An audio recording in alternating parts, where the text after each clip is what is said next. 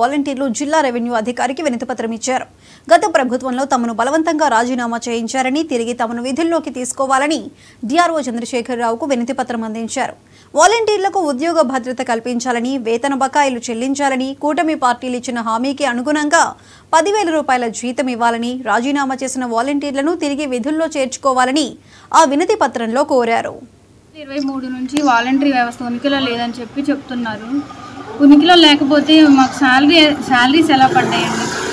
అలాగే మరి మొన్న ఓట్ల టైంలో కూడా 10,000 జీతం చేసి వాలంటీర్స్ని కొనసాగిస్తామని హామీ ఇచ్చారు కదండి.